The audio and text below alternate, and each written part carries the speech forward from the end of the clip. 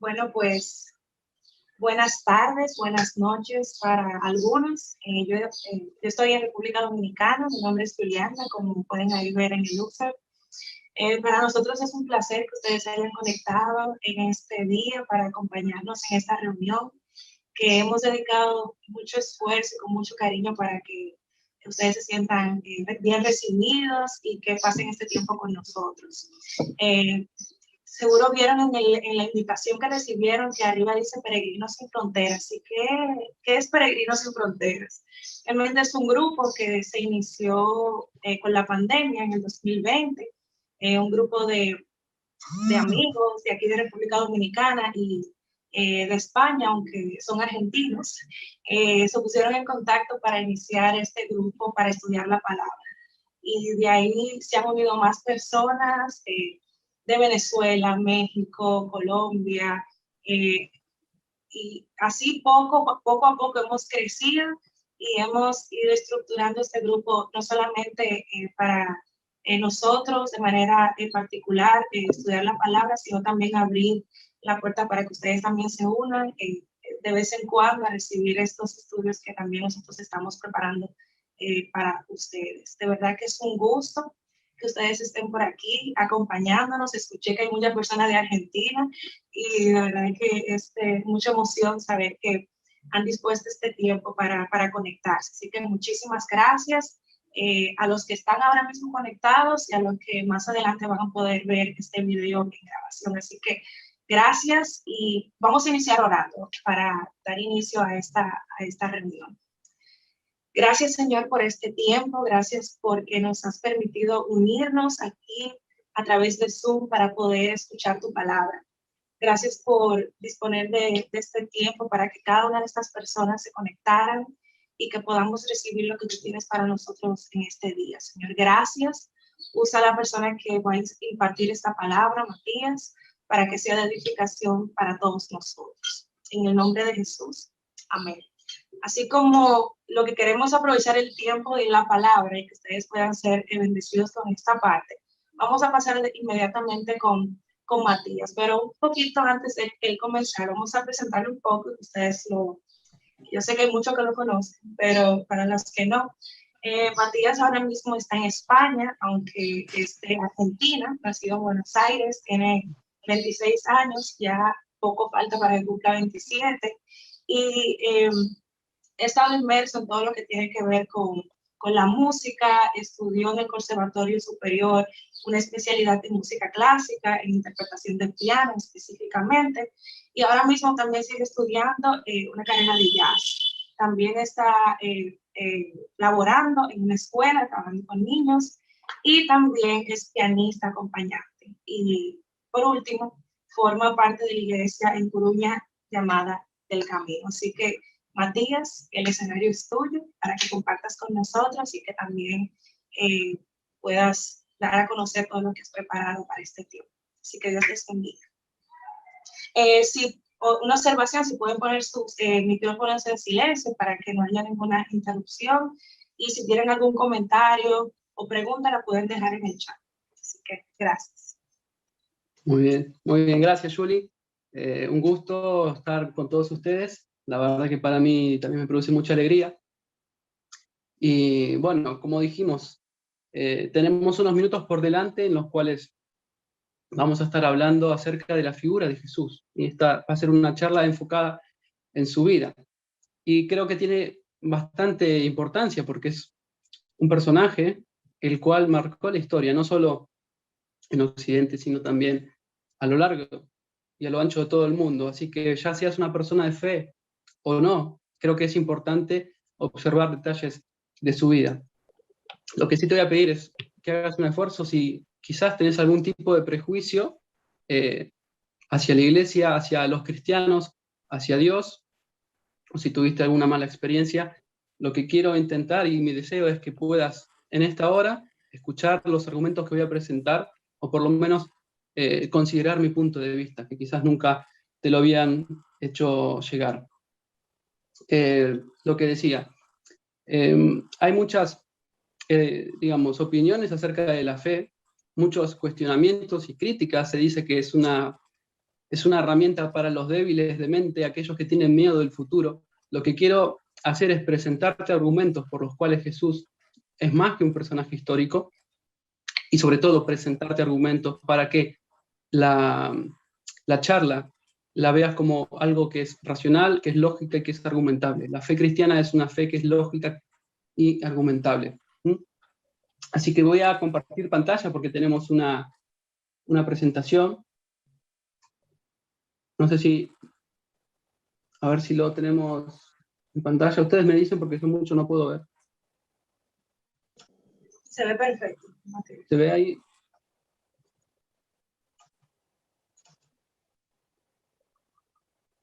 Lo están observando, ¿no? Sí. Muy bien, entonces, el interrogante disparador de esta charla es la figura de Jesús, ¿sí? ¿Quién fue Jesús? Y es innegable históricamente que estuvo en la tierra. Muchos podrán decir que fue un maestro de la moral, que fue un revolucionario social, que fue un mártir, que fue un milagrero, que fue un farsante, que fue una leyenda o fue un mito. ¿Sí? Opiniones hay para todos los gustos. Ahora bien, ¿qué nos dicen los documentos bíblicos? ¿Qué nos dicen las fuentes extra bíblicas? Quiero también en esta hora presentarte no solo fuentes, digamos, cristianas, porque podés poner en tela de juicio mi opinión, la veracidad de estos documentos. Quiero presentarte fuentes externas también que van a darnos un refuerzo, ¿sí? Y vamos a tratar los siguientes puntos. A ver si pasa la diapositiva. ¿Por qué no pasa?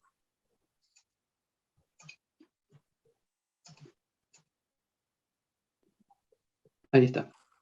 Vamos a hablar de la figura de Jesús, vamos a analizar su identidad, vamos a hablar acerca de sus palabras, todo lo que dijo en vida, y su accionar, la relación que tenían sus palabras con su comportamiento. Vamos a hacer inciso en su muerte, no solo física, que vamos a hablar y de manera abundante, sino también su connotación espiritual. Vamos a centrarnos sobre todo en la resurrección.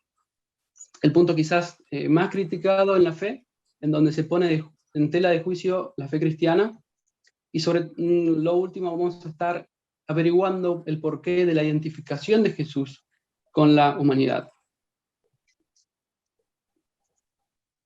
Creo que tengo un problema porque no me permite pasar las diapositivas. Tengo que estar todo el rato entrando y saliendo. A ver. Identidad. Ahí está. Bueno, lo logramos. Muy bien. ¿Qué tenemos en primer aspecto? Vamos a descubrir que Jesús vivía antes de ser concebido en el vientre de su madre. Y vos puedes llegar a pensar, bueno, ¿qué locura es esta, no? Hay unos textos que nos dicen lo siguiente. Por ejemplo, Génesis capítulo 1, versículo 26. Y dijo Dios, hagamos al hombre a nuestra imagen, conforme a nuestra semejanza, y que ejerza dominio sobre los peces del mar, sobre las aves del cielo, y el texto continúa. Vemos en ese texto que Dios dice, hagamos en plural, en el principio de los tiempos, en el comienzo de todas las cosas, hagamos. ¿Quiénes son? Bueno, hace referencia a Dios el Padre, a Dios el Hijo, es decir, Jesús, y a Dios el Espíritu Santo. Entonces, también, por ejemplo, complementamos con el Evangelio de Juan, capítulo 1, que nos dice que en el principio existía el Verbo, y el Verbo estaba con Dios, y el Verbo era Dios. El escritor Juan aplicó este término, es decir, el Verbo, como referencia exclusiva a la persona de Jesús. O sea, ¿qué líder religioso? Y no me gusta la palabra religioso, pero para que me entiendas, ¿qué líder religioso existió en los tiempos? Desde el principio y hasta el fin. Ninguno. Eso lo coloca a Jesús en una posición totalmente distinta de otros líderes que han estado en esta tierra. En segundo lugar, seguimos avanzando y descubriendo, Jesús nació en el mundo, pero que él mismo había creado. Colosenses es una cita en la cual observamos que dice que todo ha sido creado por medio de él y para él. Dice que Jesús es la imagen del Dios invisible y es el primogénito de toda la creación. En la familia hebrea, el primogénito lo que hacía era administrar, era quien recibía. Hay un famoso relato, una parábola del hijo pródigo, quien recibe la herencia de su padre, y posteriormente lo malgasta, pero esa era la figura, el primogénito que administraba. Entonces, cuando se nos dice que Jesús era el primogénito de toda la creación, significa que era el administrador de la creación.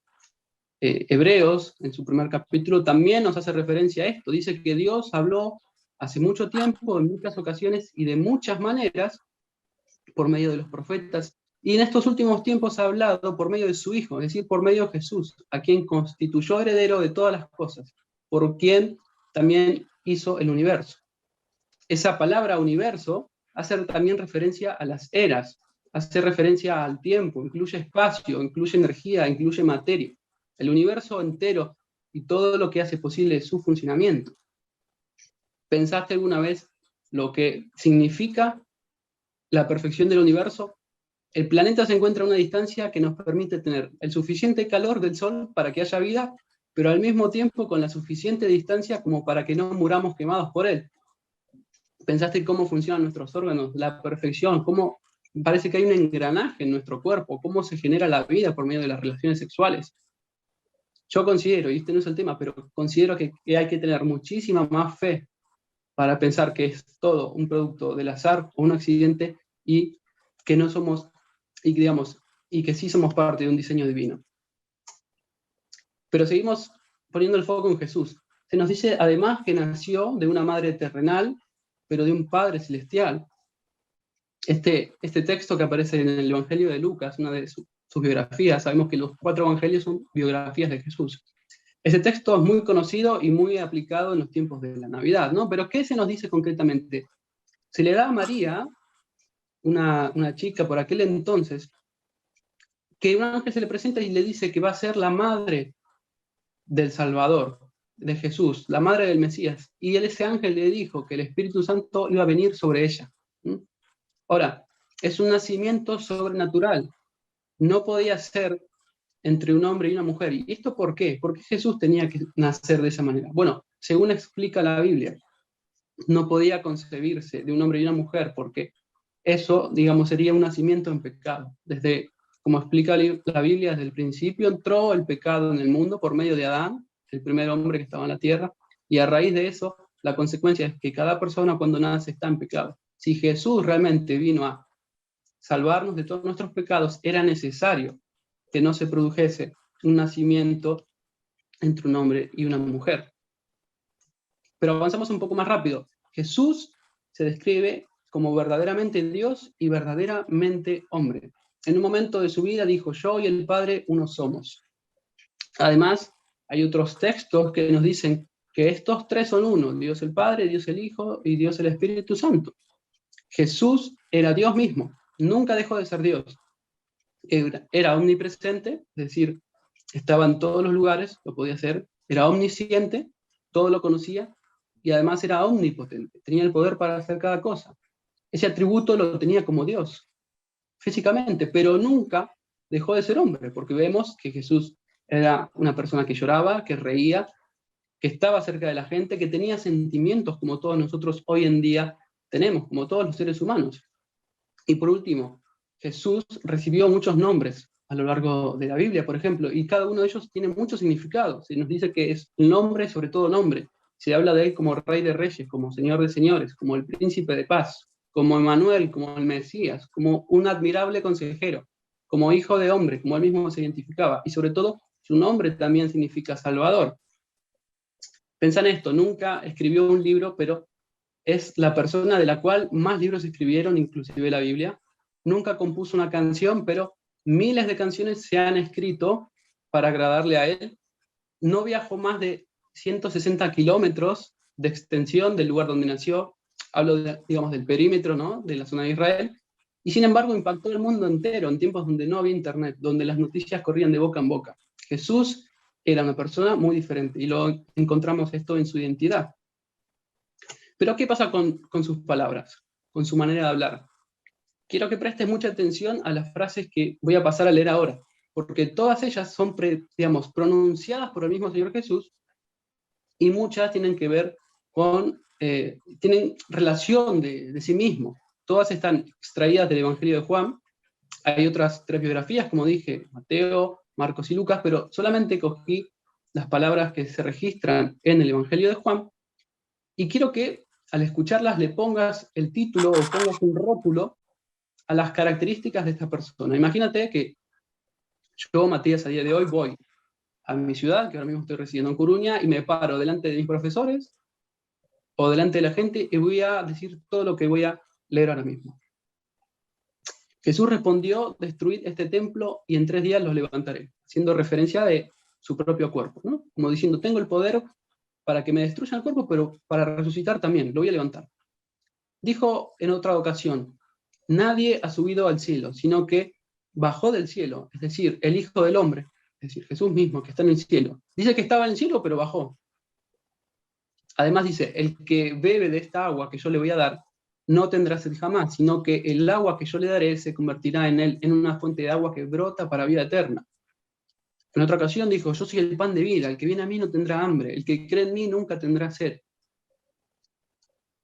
Les dijo además, mi tiempo no ha llegado, pero vuestro tiempo es siempre oportuno. El mundo no puede odiaros a vosotros, pero a mí me odia, porque yo doy testimonio de él, que sus acciones son malas. Otra vez dijo, porque así como el Padre tiene vida en sí mismo, hablando de Dios, así también le dio vida al Hijo, al tener vida en sí mismo. Se le dio vida a Jesús. No os admiréis de esto, porque viene la hora en que todos los que están en los sepulcros oirán su voz, y le dio autoridad para ejecutar juicio, porque el Hijo del Hombre, a través de Jesús, dirá y saldrá los que hicieron lo bueno y lo malo a resurrección, unos para vida y otros para resurrección de juicio. Se describe a sí mismo como un juez, alguien que va a establecer un juicio futuro. La cantidad de palabras que Jesús dijo, el que ama su vida la va a perder, el que la aborrece en este mundo la va a preservar para la vida eterna. En la casa de mi Padre hay muchas moradas, voy a prepararles un lugar para todos ustedes. Yo soy el camino, yo soy la verdad, yo soy la vida. Y puedo seguir. ¿Qué quiero decir con esto? ¿De qué me tildarías a mí, Matías, a día de hoy, si por las calles, si por el lugar en donde me muevo, dijera todo esto? Yo, Matías, soy la luz del mundo. Yo, Matías, soy el pan de vida. Yo soy el que va a establecer un juicio en el día de mañana. Soy la resurrección, soy la vida. Probablemente si me escuchás y me encontrás por la calle, vas a pensar que estoy loco, o que soy un mentiroso, porque no creo que tomes mi palabra como verdadera de primera vista, ¿no? Pues vamos a analizar un poco su accionar entonces, a ver si encontramos algún tipo de síntoma o signos de locura en la vida de Jesús, o si encontramos algún tipo de engaño. Vamos a analizar rápidamente su vida, para ver si vemos estos signos. Su nacimiento ya fue muy especial, ¿sí? De manera milagrosa, como vimos, de manera sobrenatural, pero yendo a lo concreto, él nació en un pesebre muy humilde. Nació en Belén, rodeado de animales. En su niñez no le causó ningún problema a los padres. Algo que muchos desearían. ¿No? Nunca tuvieron que disciplinar a Jesús. Nunca generó un inconveniente en la casa. En su etapa de preadolescencia sabemos que él crecía físicamente, pero sobre todo crecía en conocimiento. Era distinto, a tal punto que dejaba boquiabierto a los rabinos de las sinagogas judías. Discutía con ellos y tenía una oratoria demasiado buena, que los dejaba sorprendidos. En su etapa de juventud o su adultez, antes de darse a conocer como el Hijo de Dios, aprende el oficio de su padre. Aprende a ser carpintero, a trabajar como albañil posiblemente también. Es decir, Jesús no es un vago, Jesús es una persona trabajadora. Y características que se conocen más de él durante su ministerio público, cuando empieza a realizar milagros y demás. Vemos a Jesús como alguien que muestra humildad, vemos a alguien que muestra compasión y empatía por los menos favorecidos, vemos que respaldó todo lo que dijo con sus hechos, fue una persona altruista, siempre buscaba el bien de los demás, realizó milagros, inclusive para aquellas personas que más adelante dirían que lo crucifiquen, no discriminó a nadie, sino que se acercó a casi todos, criticó inclusive a los líderes abusivos del pueblo, atraía a los niños, y hago un pequeño paréntesis, sabemos algo de las personas por la forma en que los niños se relacionan con ellas. Mostró además un amor incomparable por las multitudes, llegando a conmoverse profundamente por ellas, a llorar. Fue enjuiciado injustamente, inclusive en ese juicio no se defendió, sino que voluntariamente aceptó su muerte. Entonces mi pregunta es, ¿dónde está la locura en Jesús? ¿Dónde están esas mentiras? Porque es muy difícil de decir que Jesús era un loco, porque por su manera de comportarse, no encontramos esos signos. Hay testimonios de la época, en un momento de su vida, que van a arrestar a Jesús, porque los líderes religiosos tenían mucha envidia, estos líderes judíos, y fueron enviando a estos soldados. ¿Para qué? Para prenderle. ¿Y cuál fue la reacción de los alguaciles? Presta atención, le dijeron: jamás hombre alguno ha hablado como este hombre habla. Estos oficiales del templo fallaron en el intento de arrestar a Jesús. ¿Por qué? Porque se vieron confrontados con su persona y porque la enseñanza de Jesús era tan poderosa que no se atrevieron a arrestarlo. El comportamiento de Jesús muestra a un ser humano demasiado equilibrado para ser un loco o para ser un mentiroso. Y me gustaría, antes de pasar al punto quizás central de esta charla, que puedas analizar lo siguiente. Me gustaría presentarte evidencias por las cuales creo en la resurrección de Jesús y su ascensión al cielo. Y la mayor parte de de las evidencias que tenemos de la resurrección de Jesús, sí, está bien, provienen del Nuevo Testamento. En la actualidad no tenemos, ningún manuscrito original, pero sí poseemos el resultado de un proceso de copiado a lo largo de los siglos. ¿Qué quiere decir esto? Tenemos datos que nos permiten confiarnos de la evidencia. Se han catalogado 5.664 manuscritos parciales o completos del Nuevo Testamento en el idioma griego original. Y también se han catalogado, más de 9.000 manuscritos que son traducciones tempranas al latín, al siríaco, al árabe y a otras lenguas. Y esto en comparación con otras obras literarias conocidas, por ejemplo, como la Ilíada de Homero, que algunos tuvimos que leer en el colegio, los Anales de la Roma Imperial de Tácito. Estas obras, entre sus manuscritos originales y los más antiguos que hoy en día conservamos, han pasado más de 700 años.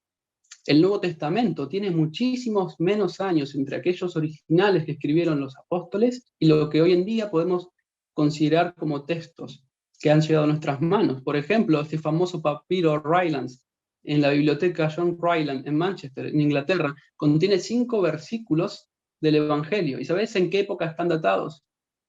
Entre los años 117 y 118. Muy poquito, décadas después de que Jesús murió y resucitó, si es que resucitó. Y con esto quiero decir que el Nuevo Testamento es uno de los documentos históricos mejor certificados del mundo antiguo.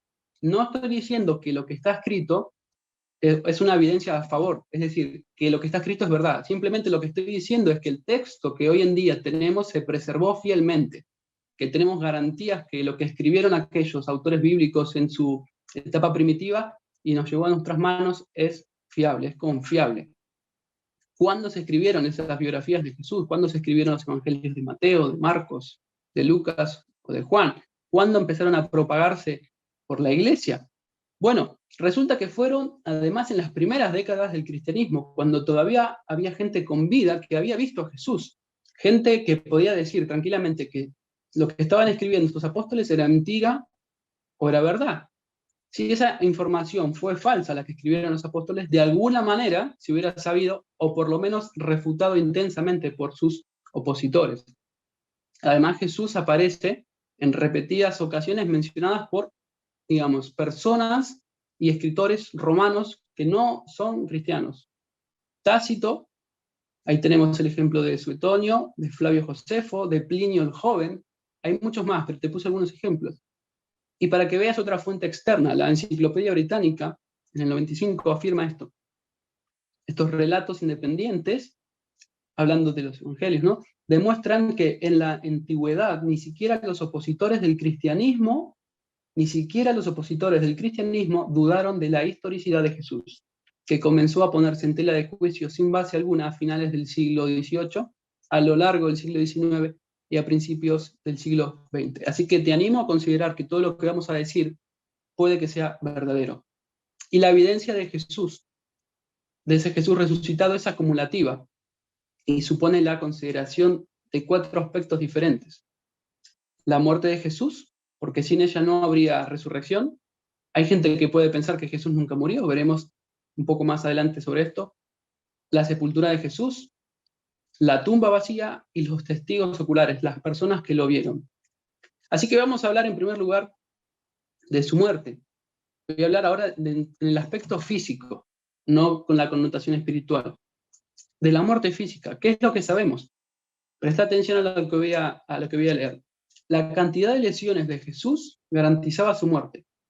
Antes de ser crucificado, lo azotaron y le pusieron una corona de espinos encajada sobre su cabeza. Para los azotes, los romanos usaban un instrumento brutal de golpiza, que ahí lo tenemos en imagen, que es el flagrum, un látigo con trozos de metal o huesos en los extremos. ¿Y qué hacía este instrumento de tortura? Desgarraba la carne humana de tal forma que en ocasiones la víctima ya moría durante los azotes, antes de ser crucificado. Pero Jesús resistió ese proceso y después va y es crucificado. ¿Qué significa esto? Significa que lo clavaron a una estructura de madera en forma de cruz, que le atravesaron un gran clavo en sus pies y otros dos fijaron sus muñecas. No obstante, por si fuera poco y para asegurarse del todo, uno de los soldados romanos le atravesó el costado con una lanza, y esto hizo que brotara sangre y agua de su cuerpo.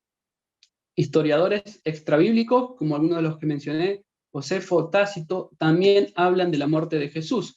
La evidencia de la muerte de Jesús es tan rotunda que muchos historiadores escépticos confirman su veracidad. ¿Y qué pasa con su sepultura?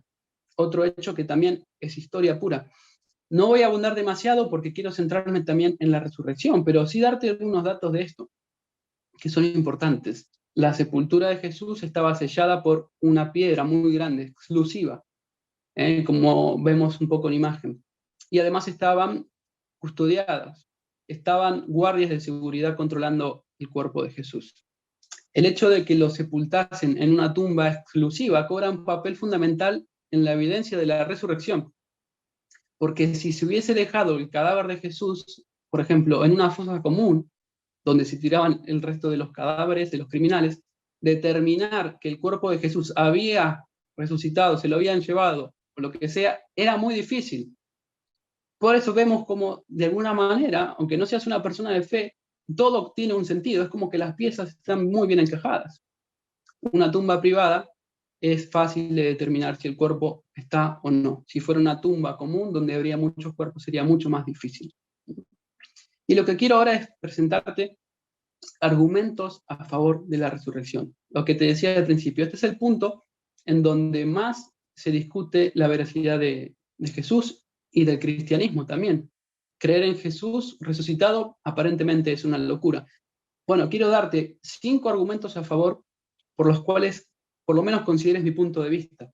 Punto número 1, la creencia en la resurrección de Jesús nació cerca de su muerte. Y vemos ahí un credo que es de 1 Corintios 13. No fue una de las leyendas, digamos, la resurrección, que se va desarrollando generación tras generación, de manera oral, como sucede con otras leyendas, ¿no? Esta resurrección formó parte de la base del mensaje cristiano desde el principio, ¿sí? Y se ven credos como los que tienen en pantalla, muy antiguos y datados antes del año 50. La iglesia a la cual se le escribió esta carta aparentemente se fundó entre el año 49 y 51. Bueno, este escrito se escribió antes. Jesús murió y muy poquitos años después se escribió esto. ¿Y qué se nos dice? Que Jesús fue sepultado, que resucitó al tercer día conforme a las Escrituras, y además que se le apareció a Cefas, a Pedro, después a los 12, después se le apareció a 500 personas a la vez, después se nos dice que se le apareció a Jacobo, y después por último se le aparece a Pablo. Muy bien, esta creencia fue el detonante del cristianismo en la propia Jerusalén, la ciudad donde se desarrolló, según nos cuentan fuentes externas. Vuelvo a citar a Tácito, por ejemplo, otros historiadores nos dicen que el credo cristiano surge en Jerusalén. ¿Y por qué es importante que haya surgido ahí? Porque ese era el lugar donde la gente tranquilamente podía ir a ver el sepulcro, donde podían ir a ver dónde Jesús estuvo predicando, dónde murió, porque todo estaba muy reciente. Es decir, si yo me quiero inventar un Jesús resucitado porque me viene bien con mis principios o porque tengo algún tipo de interés, muy lógico no sería inventarlo en esta ciudad, porque la gente era testigo muy cercana de todo lo que pasó. Entonces, si quiero hacer un invento, me voy a otra ciudad o digo que ocurrió en otro sitio. ¿Cómo pudo entonces escalar esta convicción precisamente en ese tiempo, en ese lugar y entre esa gente? Un segundo punto a favor de la resurrección es que era algo increíble para los contemporáneos de Jesús. Increíble en el sentido propio de la palabra, no creíble, no algo asombroso, como hoy en día se usa la palabra increíble como asombroso. No, era algo que no creían. La idea de que un muerto pueda levantarse de la tumba era totalmente contraria a las creencias de aquel tiempo. ¿Mm? Digamos, los antiguos ya sabían que la muerte era el final de la vida terrena. Y hay muestras de esto, como vemos en pantalla. Hay, digamos, argumentos actuales contra la resurrección, pero también lo había en el pasado. Pensadores griegos, por ejemplo, también creían en algún tipo de vida tras la muerte, como Platón o Aristóteles, pero la identificaban con la inmortalidad del alma. Ninguno creía en algo parecido a una resurrección corporal. Y lo mismo ocurría con judíos helenizados como Filón y otros. Es decir, hay escritores que dan muestra de esto. Vemos, no puse todas las citas, solamente la última en la Ilíada, cómo está presente en algunos poetas esta cuestión de que no había manera de que alguien resucitase de manera corporal. Aparece en la Orestía de Esquilo, en la Odisea, en los epígramas de Calímaco, en la Ilíada, y aquí me detengo para que vean un ejemplo, ya que es una obra literaria un poco más conocida, las palabras que Aquiles le dice a Príamo tras la muerte de Héctor. Súfrelo, resignado, y no dejes que de tu corazón se apodere incesante pesar, pues nada conseguirás afligiéndote por tu hijo, ni lograrás que se levante. Vemos que en esas obras literarias también estaba ese concepto de que no era posible una resurrección física. ¿Y qué sucede, por ejemplo, en otras naciones? La nación de Egipto. La muerte, digamos que era un paso que formaba parte de la vida. Las muertes y las resurrecciones de dioses eran metáforas, por ejemplo, ¿de qué? De siembra, de cosecha, de la reproducción, de la fertilidad. No había regreso tras la muerte de ningún ser humano. Y también entre los judíos había historias de la resucitación concretas, pero digamos que no con regresos a la vida, no tenían nada que ver con la vida tras la muerte. Ellos creían en algún tipo de resurrección final, universal, en donde los justos se salvarían, pero iba a ser en el día del juicio final. Jamás ellos ofrecen un adelanto de esa resurrección antes de ese fin de los tiempos. Hay citas de esto también. En definitiva, nadie creía que los muertos se puedan levantar. No creía ninguna persona en la resurrección física. Los paganos incluso se burlaban del cristianismo justamente por esto. Fíjense en la cita que tenemos en pantalla. Lo catalogaban como ¿qué? Como cuento de viejas. Y es más, puedes pensar, bueno, estoy presentando evidencias acerca de personas que no tienen fe. Pero ¿qué pasaba con personas que sí tenían fe, como los seguidores de Jesús? ¿Acaso los seguidores de Jesús creían en una resurrección? Por sorprendente que te parezca, los propios seguidores de Jesús, cuando Jesús les dice que va a morir y va a resucitar, o no lo entienden, y hay muchos textos que lo afirman, o no están de acuerdo con eso, con que eso que tenga que suceder. Es raro, pero cuando Jesús les dice que ha resucitado y da el aviso, nadie les cree. Las mujeres van a darle aviso a los discípulos y nadie cree en eso. Y es normal, porque a día de hoy que alguien nos diga que una persona resucita es increíble. Y la resurrección era tan increíble que si no hubieran visto a Jesús con vida, nunca habrían creído en ella. Entonces la pregunta es, ¿qué pudo pasar para que estas personas cambien sus ideas tan radicalmente? Bueno, la base, la explicación que ellos mismos dieron es que habían visto a Jesús resucitado. Y continúo, tercer argumento a favor de la resurrección. Si yo me quiero inventar una resurrección de mi propio Dios o de Jesús en este caso, no lo haría como está escrito en la Biblia, en los Evangelios. ¿Y por qué digo esto? Te voy a ir desglosando algunas ideas. Las mujeres como testigos. ¿Qué pasaba en aquella cultura? A las mujeres no se le daba ningún tipo de crédito, ni se les permitía tampoco testificar en un juicio. Y si pensás que exagero, ahí están delante tuyo estas citas. ¿Citas de qué? De fuentes extrabíblicas. ¿Qué dice Josefo, por ejemplo? No se admitirá el testimonio de las mujeres por su veleidad y la audacia de su sexo. En la Mishnah Rosh Hashanah, estos son considerados testigos no aptos, hablando de la mujer. Esta es la regla. Todos los testimonios que una mujer no es apta para dar, tampoco ellos son aptos para darlos. También habla de las mujeres como desprestigiándolas Plutarco, Suetonio, un historiador romano, Minucio Félix Octavio, y hay muchas más citas en el Talmud y en antiguos comentarios judíos. En ese contexto, vuelvo a decir, si me quiero inventar algo, no voy a poner como testigo a una mujer que no tiene ningún tipo de valor. Si me quiero inventar algo, voy a poner a un hombre, por lo menos, ¿no? Pero los evangelios ponen a un grupo de mujeres como descubridoras de la tumba vacía. Y alguna de ellas también como primer testigo de Jesús resucitado, como es el caso de María. ¿A quién se le ocurre hacer esto? ¿No? Con tanta razón, los paganos se burlan de Jesús y hoy en día también se siguen burlando. Uno de los ateos más reconocidos antiteístas es Christopher Hitchens, y lo que dice es que, en relación con esto, ¿no? La mayoría de los testigos de esto son mujeres histéricas, analfabetas, estúpidas y engañadas, del tipo que en una corte judía de aquel tiempo habrían tenido tantas posibilidades de ser escuchadas como hoy en día en una corte islámica. ¿Qué religión quiere que se crean en su invento? ¿Qué religión que quiere que crean en su invento te va a decir? Tienen que creer esto porque algunas chicas histéricas y analfabetas lo dijeron y dijeron haberlo visto. Es decir, no tiene mucho sentido, pero sin embargo aparece ahí como evidencia para los que sí creen en la resurrección de Jesús. Si yo me quiero inventar algo, probablemente lo haga de otra manera. No hay referencias proféticas o teológicas en los relatos que encontramos en los evangelios. Como es lógico en un ambiente judío, las personas que escribieron los evangelios intentan siempre mostrar que Jesús era el Mesías, señalando cómo él va cumpliendo con las profecías que estaba en la antigüedad. Y había muchas referencias, pero sin embargo, en los relatos de la resurrección no se mezclan con profecías de que el Mesías tenía que morir y resucitar, aunque las había, por ejemplo, el profeta Isaías. Tampoco se mezcla con una teología posterior.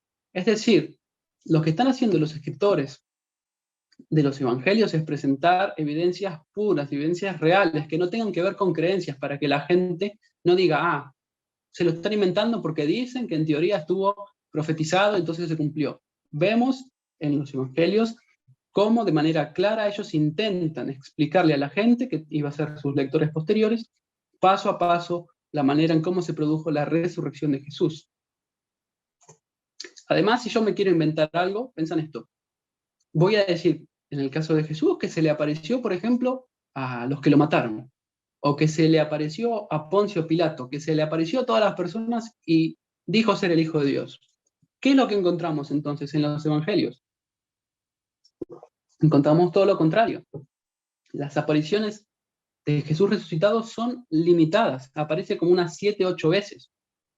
Se le presenta a María Magdalena, se le presenta a otras mujeres, se le presenta a Cleofas y a otro discípulo en el camino de Maús, se le presenta a 11 apóstoles en Jerusalén, se le presenta una vez a Tomás, se le presenta a discípulos en el monte de Galilea, se le presenta a 7 apóstoles junto al mar de Tiberias, a Jacobo, era su hermano, a Pablo.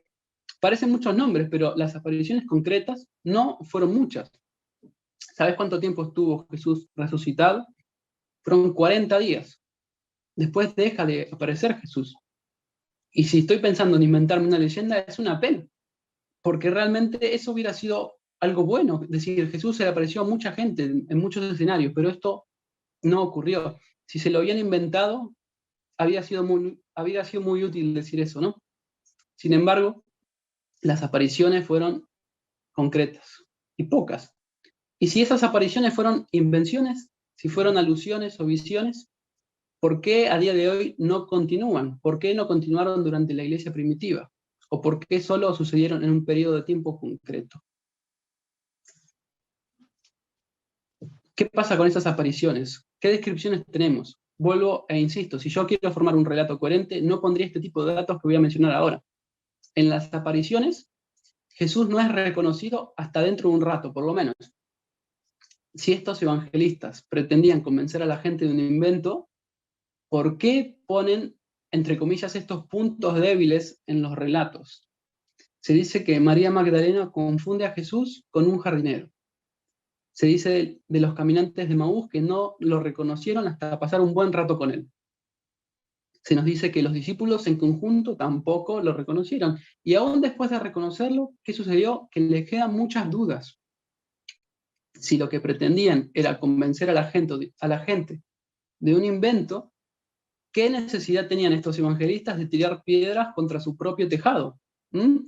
Estos detalles, y es mi percepción, que para los contemporáneos, digamos, iban contra de la resurrección, hoy apuntan a que esos textos que tenemos eran registros sinceros de lo que había pasado. Y seguimos avanzando. Cuarto argumento acerca de la resurrección de Jesús. Hay ciertos hechos históricos que necesitan de una explicación. Y tienen que estar ahí, ya sea del lado de la fe o del lado de la ciencia. Hay hechos que tienen que ser explicados, y uno de ellos es que Jesús murió crucificado. Esto ya lo hablamos con anterioridad, pero vamos a darte unos detalles más. Para los primeros cristianos no tenía sentido inventar que Jesús murió así, ya que para los judíos morir crucificado era estar bajo la maldición de Dios.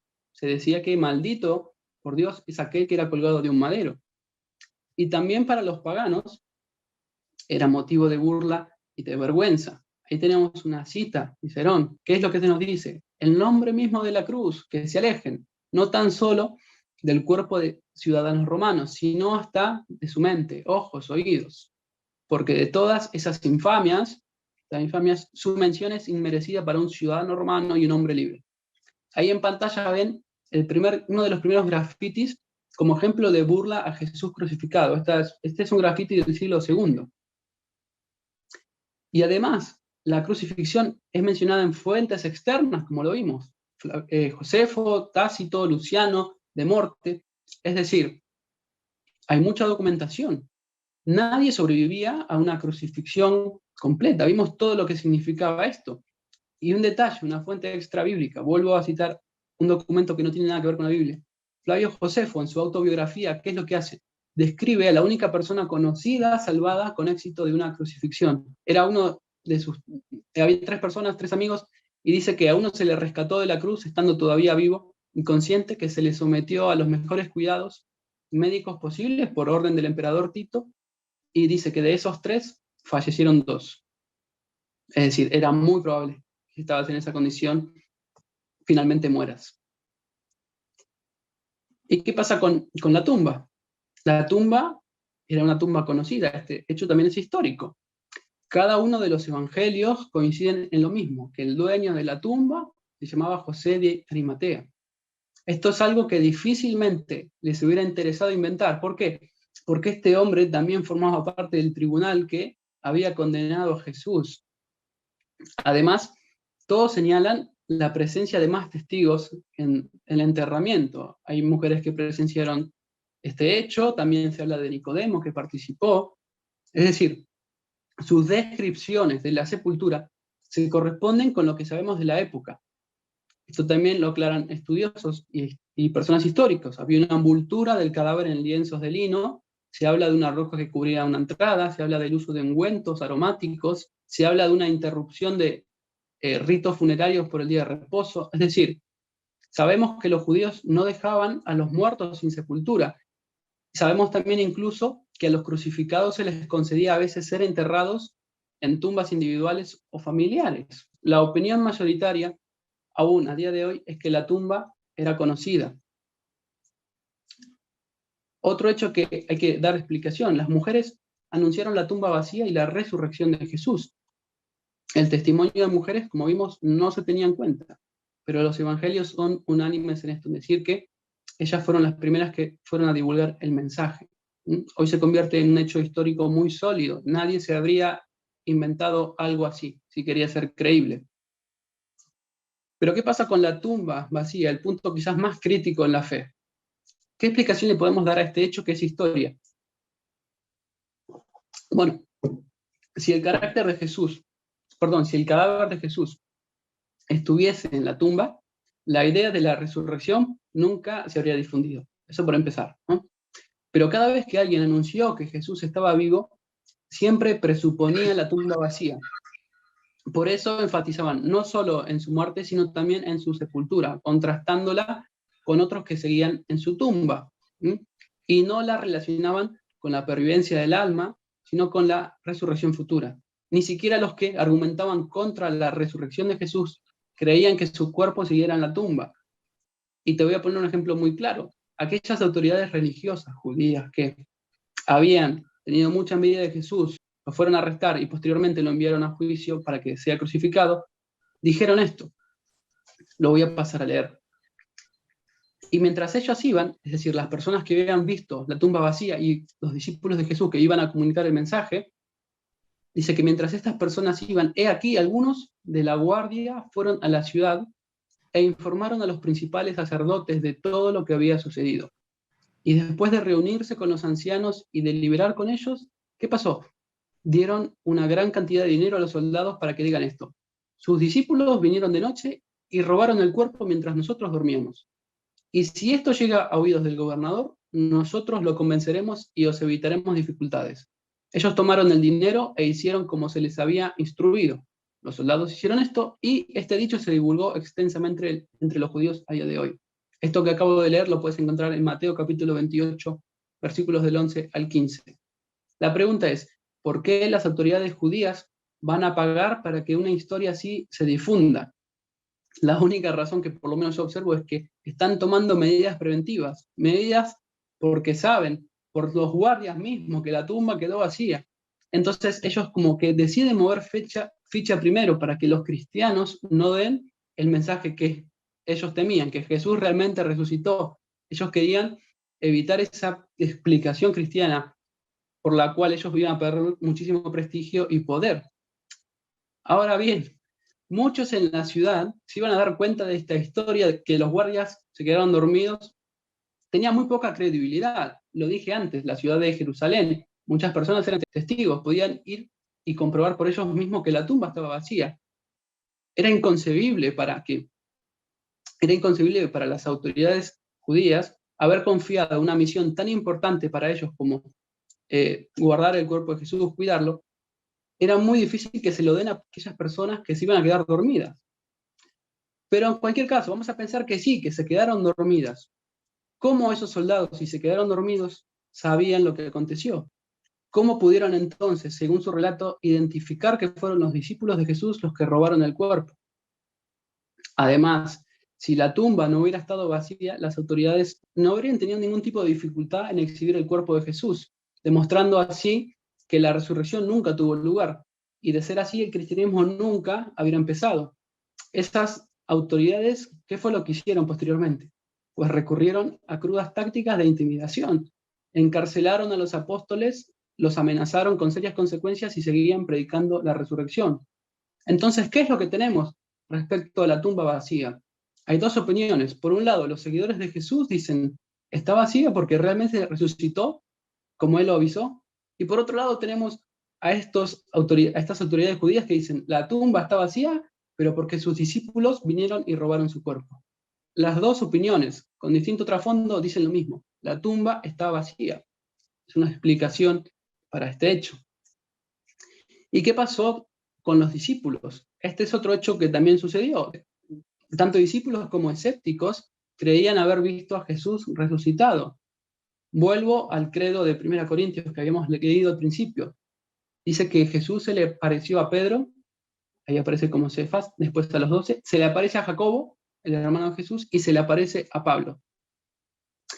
Algunas de las apariciones de Jesús son ampliamente reconocidas por la crítica. Ya hemos hablado de María Magdalena, de las mujeres. Vamos a ver el ejemplo de estas tres personas. Dice en primer lugar que se le aparece a Pedro. ¿Quién era Pedro? Pedro era uno de sus discípulos, uno de sus seguidores. Lo había seguido desde el principio. Pero ¿qué sucede con él? Cuando arrestan a Jesús, Pedro pierde todo tipo de esperanza. Pierde el valor inclusive para defenderlo y lo abandona como todos los demás. Jacobo era el hermano de Jesús. Esto lo sabemos por fuentes también extrabíblicas, por no citarte las bíblicas. Por ejemplo, se habla de Egesipo, de Eusebio, de autores como Tertuliano, todos lo asocian como el hermano de Jesús. ¿Qué es lo que hizo Santiago? No creía en vida que Jesús, que su hermano era el Hijo de Dios. Se nos da información en relatos bíblicos que su familia, que su círculo no creía en Jesús. ¿Y qué pasa con el caso de Pablo? uno de los fundadores de la iglesia. Bueno, es bien conocido que él mismo admitió no creer en este mensaje. Inclusive fue y persiguió a los seguidores de Jesús, los encarcelaba. Así que mi pregunta es, ¿algo de repente sucedió para que estos 3 seguidores de Jesús, que en principio no creían, se convirtieran en tan fieles? Estuvieron dispuestos a dar su vida, a sufrir persecución por el resto de su vida. ¿Por qué? Porque se hicieron cristianos. Pedro y Pablo sí fueron ejecutados en Roma. A Pedro dice que lo crucificaron, Pablo murió decapitado. Jacobo, el hermano de Jesús, también dice que fue condenado a la lapidación por el sumo sacerdote cerca del año 62. Entonces la pregunta es, ¿qué lleva a un traidor como Pedro? ¿Qué lleva a un escéptico como Jacobo? ¿Y qué lleva a un enemigo directo de Jesús, como fue el caso de Pablo, a convertirse en seguidores de Jesús hasta la muerte? Inclusive se convirtieron en seguidores más fieles cuando Jesús ya había estado muerto. La explicación que ellos mismos dieron fue que Jesús se había levantado de la muerte y que se había encontrado con ellos. Yo puedo creer en algún tipo de mentira, pero si sé que es mentira, no voy a entregar mi vida. Puedo a veces morir por una creencia falsa, pero si realmente estoy convencido que algo es mentira, no voy a dar mi vida y morir por esa mentira. ¿Qué sucedió con este caso? Pues quizás tengas que considerar que lo que dice la Biblia, que Jesús se les apareció y realmente resucitó, puede que sea verdad. Y por último se nos dice en ese capítulo de Corintios 15 que se le apareció a 500 personas a la vez, a 500 hermanos a la vez. Jesús se le aparece a muchas personas. Y no importa tanto, y que también es importante, el número de testigos, sino también su carácter. Todas eran personas diferentes. Se le aparece en distintos lugares. Pero en ese momento aparece a 500 a la vez. Y resulta muy difícil pensar, como algunos opositores dicen, que esas 500 personas en ese mismo momento sufrieron un cuadro de alucinación colectiva.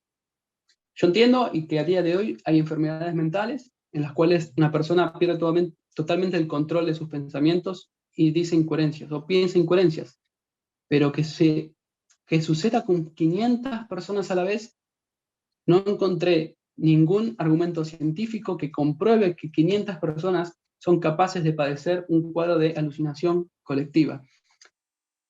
Entonces, la pregunta es, ¿cómo puedo explicar estos hechos históricos, reales, como la muerte de Jesús? ¿Cómo explicar su sepultura? ¿Cómo explicar el testimonio de mujeres, la tumba vacía, que Jesús está vivo? ¿Cómo puedo explicar estas apariciones a seguidores y a escépticos? En casi 20 siglos de historia, los críticos nunca se pusieron de acuerdo. Inclusive, dan explicaciones en contra del cristianismo, por ejemplo, de la muerte de Jesús, dicen que nunca murió, o de la sepultura, dicen que robaron su cuerpo. Pero cuando van explicando, se contradicen en todos los puntos, porque esto es como un rompecabezas, todo tiene que encajar, todo tiene que ser coherente, un dato tiene que complementarse con el otro. No me vale hablar de la muerte de Jesús de una manera si después la sepultura dice lo contrario. Bueno, podés llamarme loco, pero la resurrección de Jesús explica completamente y con coherencia todos estos acontecimientos históricos. Y una evidencia más, la última, a favor de la resurrección de Jesús. Sé que esto sale un poco del análisis de las fuentes antiguas, pero creo que sería injusto no mencionarlo. Si en pleno siglo XXI se sigue discutiendo sobre la resurrección, es porque no solamente se trata de una anécdota antigua. Hoy, como en el siglo I, miles de personas han visto sus vidas cambiadas al creer en Jesús. Y si lo pensás con detenimiento, eso es lo que cabría esperar de Jesús, si se levantó de la muerte y sigue vivo, ¿verdad? Las personas normalmente no resucitan. Y si Jesús lo hizo, ya entonces tendríamos que dejar de considerarlo como un maestro. Tendríamos que empezar a verlo ya como realmente él se describió. ¿Te acuerdas las declaraciones que leí? Yo soy el pan de vida, yo soy la resurrección, yo soy el Hijo, el Padre y yo uno somos. El que bebe de mí no tendrá sed jamás. Yo soy la verdad, el camino. Él dice que dio su vida por rescate de muchos. Si Jesús resucitó realmente, esto cobra sentido. Su crucifixión ya no iba a ser un fracaso, sería la derrota de la muerte, el sacrificio que nos permite reconciliarnos con Dios, y esta es la muestra de amor más grande que alguien puede ofrecer. Y puede que hasta acá me hayas seguido, o te hayas perdido, si no me expliqué muy bien, pero la pregunta que te podrás hacer es, bueno, ¿qué tiene que ver todo esto conmigo? Puedo hasta llegar a entender que este Jesús histórico resucitó, ¿y eso a mí qué? ¿Y eso a mí qué? Bueno, déjame leerte en pantalla este escrito que encontramos en la carta de los Romanos, en el Nuevo Testamento. Dice, cuando nosotros los pecadores no podíamos salvarnos, Cristo murió por nosotros. Murió en el momento elegido por Dios. En realidad, no es fácil que alguien esté dispuesto a dar su vida por otra persona, aunque sea buena y honrada. Tal vez podríamos encontrar a alguien que diera su vida por alguna persona realmente buena. Pero Dios nos demostró su gran amor al enviar a Jesucristo a morir por nosotros, a pesar de que nosotros todavía éramos pecadores.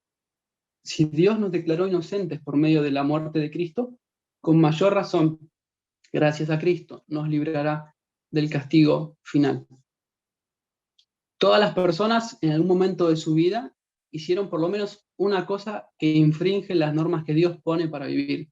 Y puede que digas, bueno, yo esas normas no las conozco, pero aún así existe ese pensamiento a veces de culpa en las personas o de remordimiento que le invade, ¿no? Y a veces no sabemos muy bien por qué.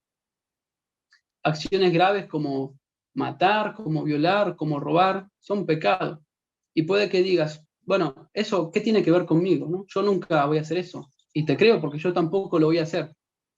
Pero ¿qué pasa con aquellas cosas pequeñas? ¿Qué pasa con las mentiras? ¿Qué pasa con los engaños?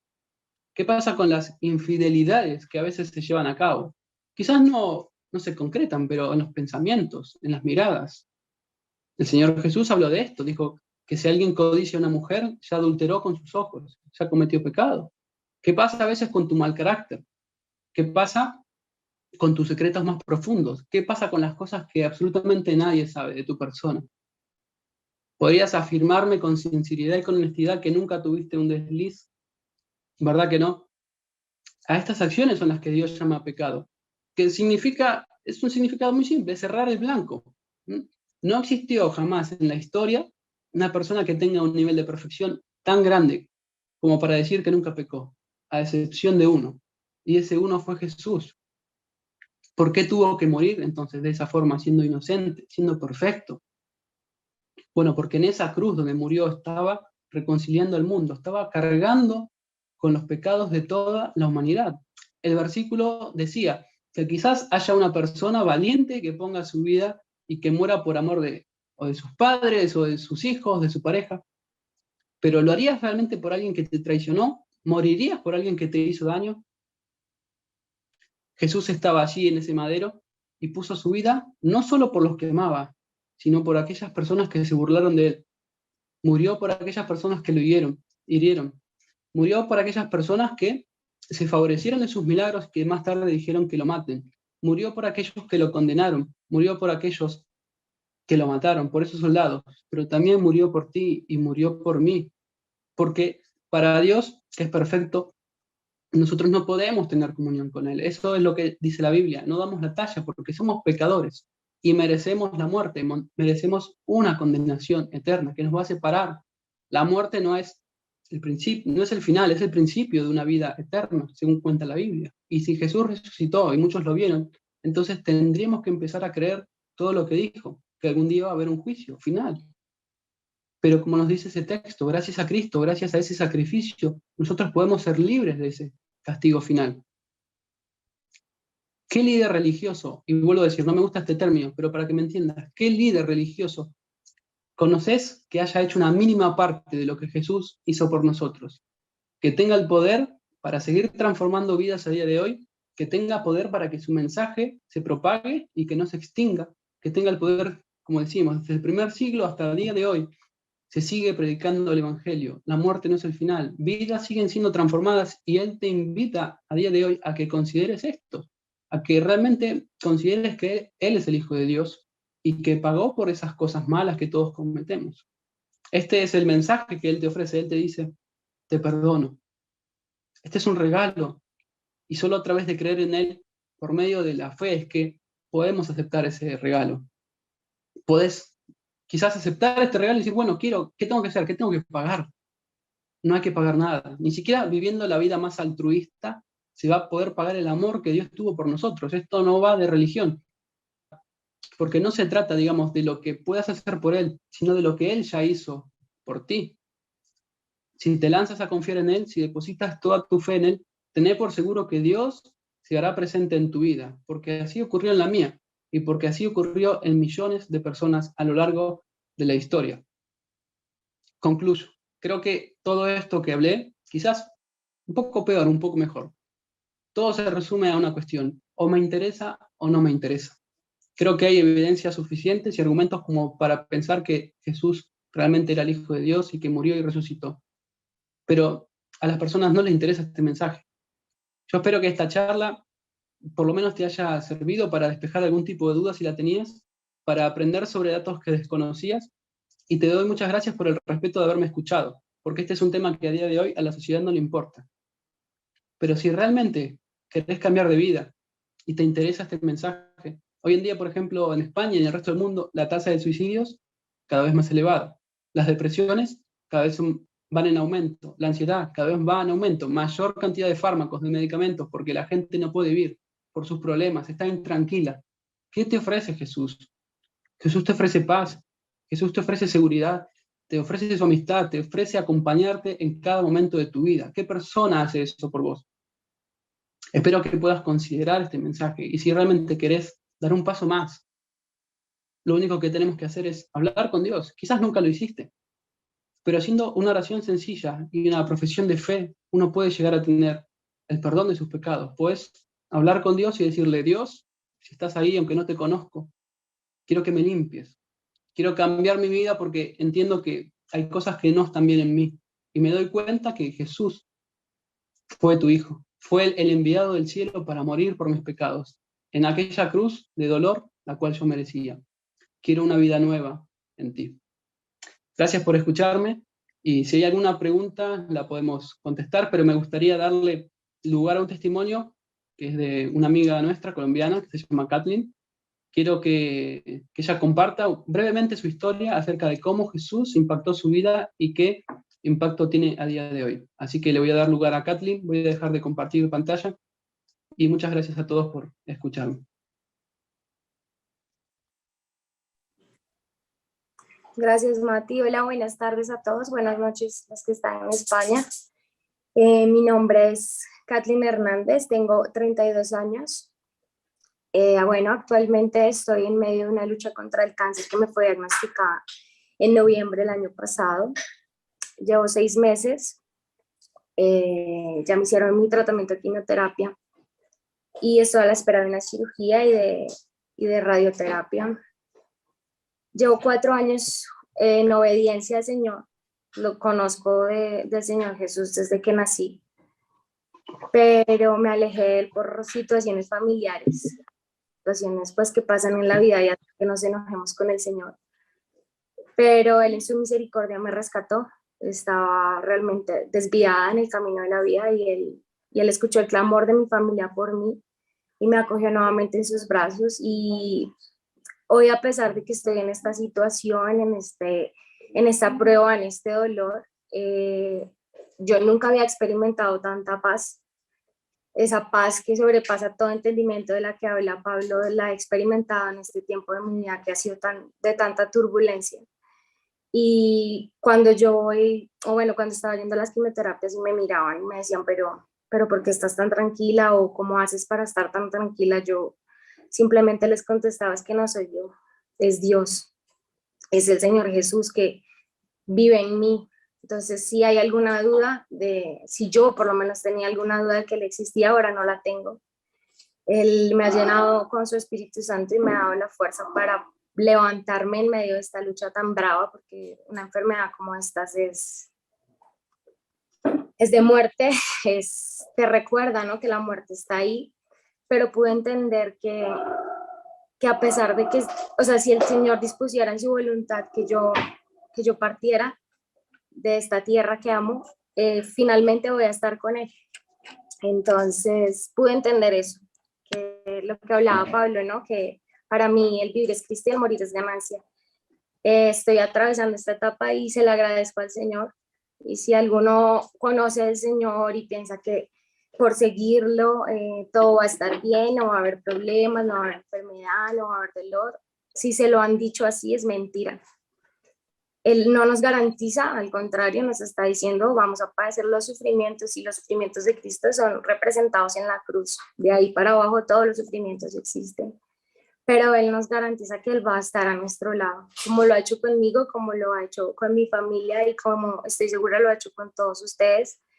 A quienes no lo conocen y quieren conocerlo es tan sencillo como decir: Señor, reconozco que fuiste y moriste en la cruz por mí, te recibo hoy en mi corazón. El día que yo hice de corazón esa oración, mi vida se transformó totalmente y hoy le doy gracias al Señor por eso. Gracias por escucharme.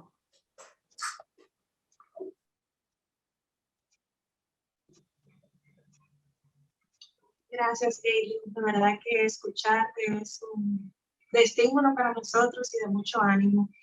Y veo que ahí Lucas puso en el chat, si alguien tiene alguna pregunta relacionada a lo que estuvimos escuchando en esta tarde-noche, siéntase en la libertad de poder dar a conocer su pregunta. Estamos aquí para poder dar respuestas si surge alguna pregunta de su parte. Si no la quiere dar a conocer ahora, se puede acercar a la persona que le invitó, no se quede con la duda, porque realmente parte de todo esto que estamos haciendo también es poder apoyarle en esas inquietudes y ver cómo el Señor nos ayuda a dar respuesta. No sé si alguien ha escrito por el chat, luego de verificar. Veo que no. Entonces, algunas informaciones antes de cerrar.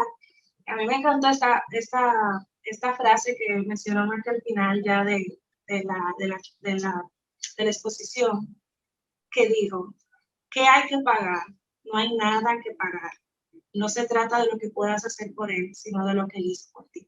Que puedas recordar esta verdad y si quieres seguir acompañándonos en lo adelante, nosotros tenemos estas reuniones los domingos, donde estudiamos la palabra, donde tenemos tiempo de oración también, donde tenemos temas de interés para seguir creciendo. Se pueden conectar. Los horarios pueden variar, depende del país. Si están en España es a las 9:30 de la noche, si están aquí en República Dominicana a las 3:30, y pueden convertir el horario a su país. Siempre hacen la libertad de poder conectarse si quieren, y aquí les recibimos con los brazos abiertos.